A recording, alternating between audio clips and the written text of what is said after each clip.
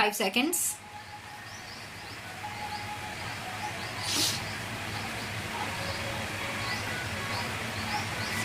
Mr. Speaker, sir, having addressed legacy issues, public sector banks are now proposed to be further provided 70,000 crore capital to boost credit for a strong impetus to the economy.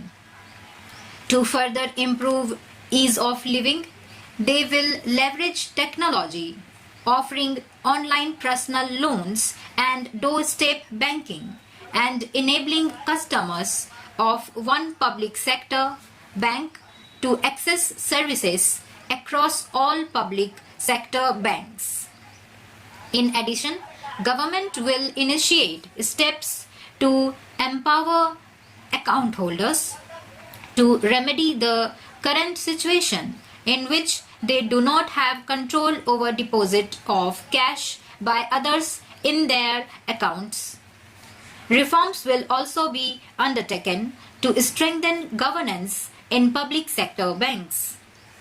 Non-banking financial companies are playing an extremely important role in sustaining consumption demand as well as capital formation in small and medium industrial segment. NBFCs that are fundamentally sound should continue to get funding from banks and mutual funds without being unduly risk averse. For purchase of high-rated pooled assets of financially sound NBFCs amounting to a total of rupees 1 lakh crore during the current financial year, government will provide one-time 6 months partial credit guarantee to public sector banks for first loss of up to 10%. Further, Reserve Bank of India is the regulator for NBFCs. However, RBI has limited regulatory authority over NBFCs. Appropriate proposals for strengthening the regulatory authority of RBI over NBFCs are being placed in the Finance Bill. NBFCs which do public placement of debt have to maintain a debenture redemption reserve, and in addition a special reserve as required by RBI has also to be maintained. To allow NBFCs to raise funds in public issues, the requirement of creating a DRR, which is currently applicable for only public issues as private placements are exempt, will be done away with. To bring more participants, especially NBFCs not registered as NBFCs factor on the regulatory platform, amendment in the Factoring Regulation Act 2011 is necessary, and steps will be taken to allow all NBFCs to directly participate on the regulatory platform. Efficient and conducive regulation of the housing sector is extremely important in our context. The National Housing Banking is also regulator of the housing finance sector. Government has announced its intention to invest 100 lakh crore in infrastructure over the next 5 years.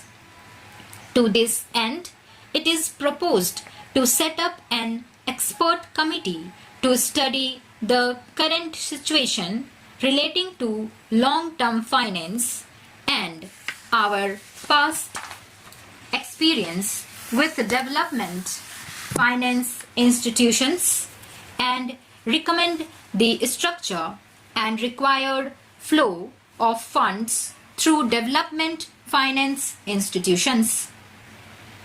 Pension Fund Regulatory and Development Authority implements and regulates the National Pension System and Atal Pension Yojana through various intermediaries including Interlia, the NPS Trust, keeping in view the wider interest of the subscribers and to maintain arm's length relationship of the NPS Trust with PFRDA, steps will be taken to separate the NPS Trust from PFRDA with appropriate organizational structure.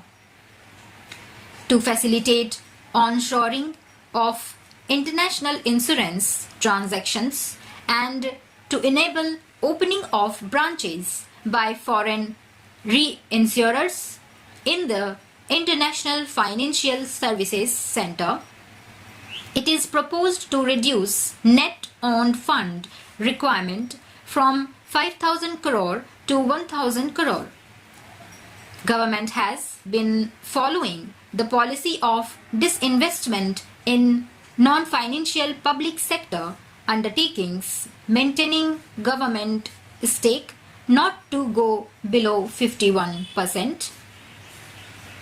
Government is considering in case where the undertaking is still to be retained in government control to go below 51% to an appropriate level on case-to-case basis. Government has also decided to modify present policy of retaining 51% government stake to retaining 51% stake inclusive of the stake of government controlled institutions. In order to improve the capital flows into the Indian economy, it is important to align domestic corporate systems and practices with global ones.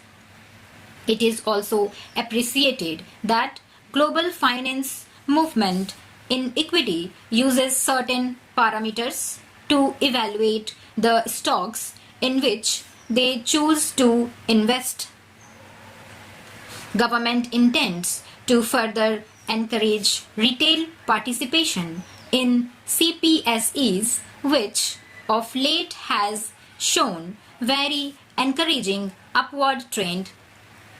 In order to provide additional investment space, the government would realign its holding in CPSEs, including banks, to permit greater availability of its shares and to improve depth of its market. Strategic disinvestment of select CPSEs would continue to remain a priority of this government. In view of current macroeconomic parameters, government would not only reinitiate the process of strategic disinvestment of Air India, but would offer more CPSEs for strategic participation by the private sector. Government is setting an enhanced target of 1 lakh crore of disinvestment receipts for the financial year 2019-20. The government will undertake strategic sale of PSUs. The government will also continue to do consolidation of PSUs in the non-financial space as well. Stop.